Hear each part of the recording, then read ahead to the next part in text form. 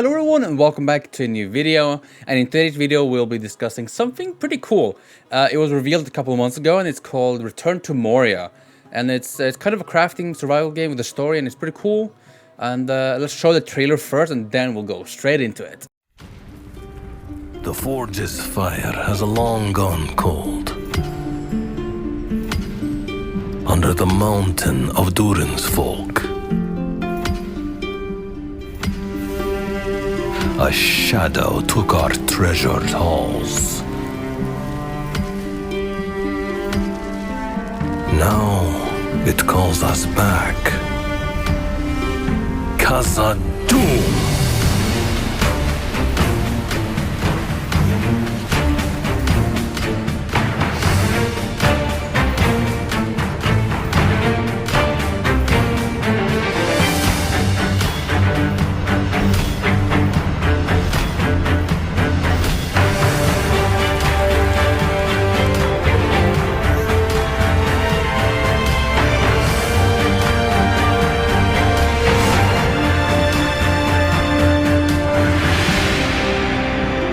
Speak, friend, and enter.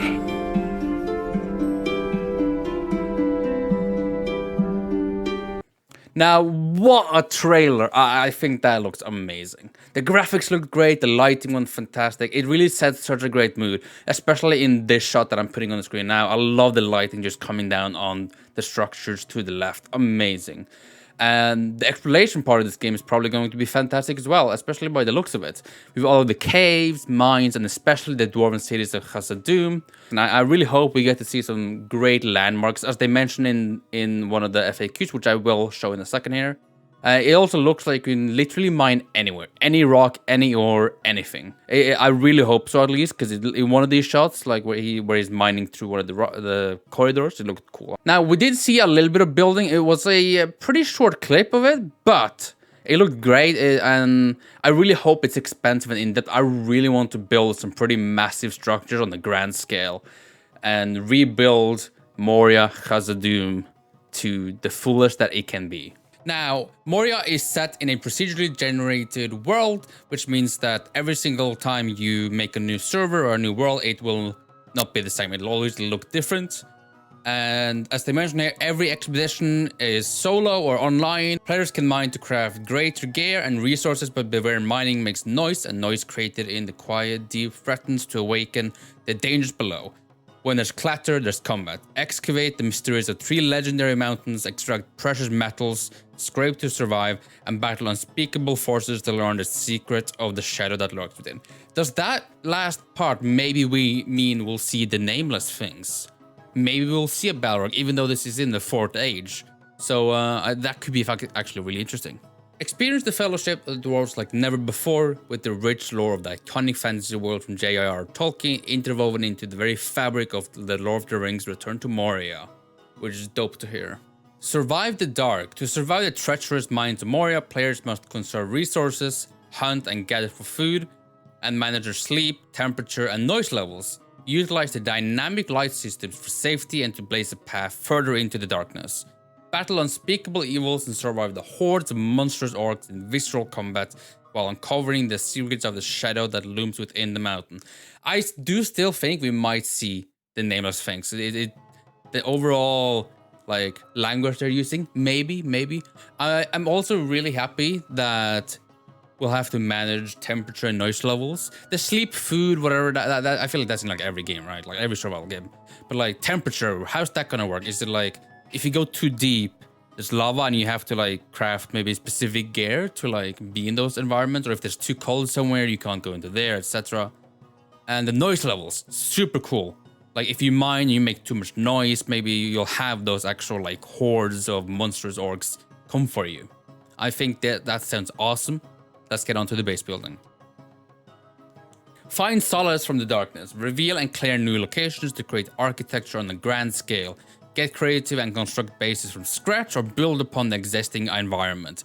Beware the evils which seek to destroy Dwarven progress. I love that.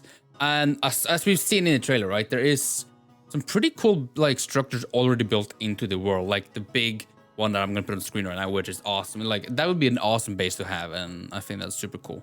Rebuild and reshape Moria. Restore the long-lost ancient kingdom of Khazad-Dum to its former glory, recovering dwarven landmarks as the story progresses. Resurrect old mines and refire their forges to yield their untouched resources. Now, they mentioned landmarks here, and I hope we get to see some cool ones, even though it's procedural, right? I still hope we get to see some cool ones like Durin's Bridge, the Second Hall, maybe the Endless Stairs, maybe Durin's Tower, and I really want to see the Chamber of Mazarbul. That would be awesome. There's like so many cool stuff we might see in Moria. Explore. Delve into the depths of the mines of Moria. Procedurally generated environments are abundant with resources and fraught with mystery and danger, providing a unique experience each and every time. Love that. I love when games are procedurally generated. Really helps with the repetitiveness of the world. Co-op multiplayer. Adventure alone or band together with friends in online cooperative multiplayer with up to 8 players. I love that. I do wonder why 8. Maybe they could have done like 12. I think that would have been cool, but 8 still awesome. I love playing with friends in survival games. It's really awesome. I'm currently playing through Valheim with friends, and that's been awesome. Craft dwarven tools, weapons, and more. Craft and loot legendary dwarven armor, tools, weapons, and structures. Rebuild ancient forges to strengthen, repair, and enchant gear. Upgrade and unlock new technologies and fantastical machines. That sounds awesome. I love crafting in games, and legendary dwarven tools, weapons, and armor sounds very cool. But I did find a tweet by the Tolkien professor where he does say that he is actually consulting on the game, which is awesome. But he did respond to comments as very cool news. Do you know if Durin's axe can be found in the game? It would be cool to look for stuff like that. And he says, yes, I do know this. But no, I can't talk about any of this yet. I'll talk more about it later. Now that to me very much signals we might see Durin's axe. And I'm pretty sure we will, because that would be awesome.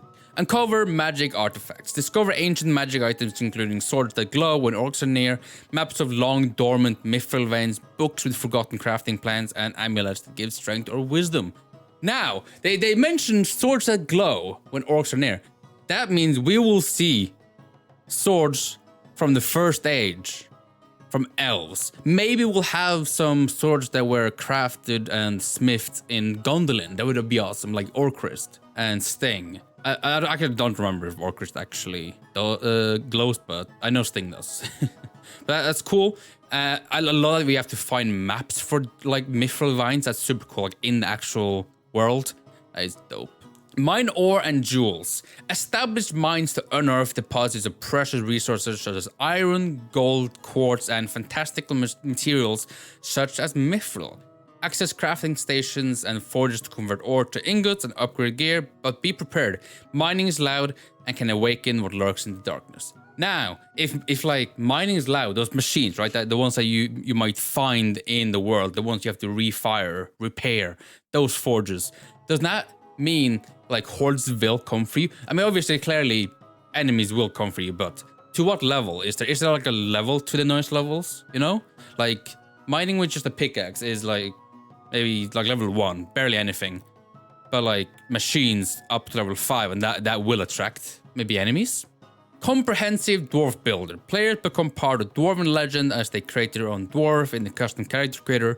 Dwarves can be customized in a variety of ways to create a unique Dwarven identity. Then during gameplay, players can find and craft armor, weapons to further enhance their unique style. That's awesome. I hope it's in depth, but they do say it's comprehensive here, so let's hope so.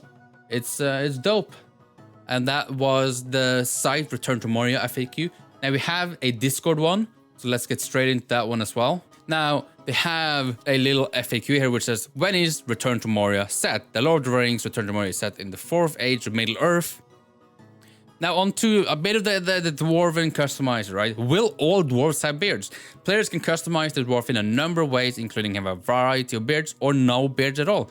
Now, I know some people might be a bit, confused or angry at the fact that your beard, you might not have a beard if you don't want to. But that's cool. It's fine. It's up to you, You are the character creator. Like, you decide. Where will Return to Moria be available? The Lord of the Rings Return to Moria will be available on PC from the Epic Games Store, which I'm sure some people will be angry about, but there's nothing we can really do about it. Hopefully, it'll come to Steam at a later date, but at the moment, I don't really care. When will Return to Moria be released? It will be released in spring 2023, which is actually not that far away. I mean, we're almost in October. Actually, we might be in October when I upload this. So that's awesome.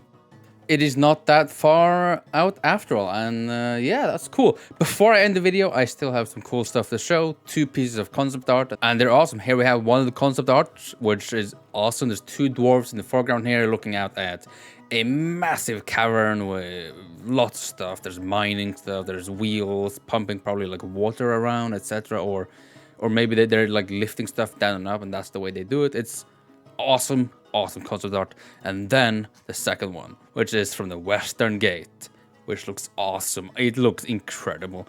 It would be awesome if we could like venture out of Khazad-Dum, but like just a little bit, maybe for like wood, maybe for hunting like animals, etc. But yeah, that was it. That was the video. I hope everybody enjoyed it. And good evening, good morning, good everything, wherever you are. That was me, Torbis. Bye bye. Speak, friend.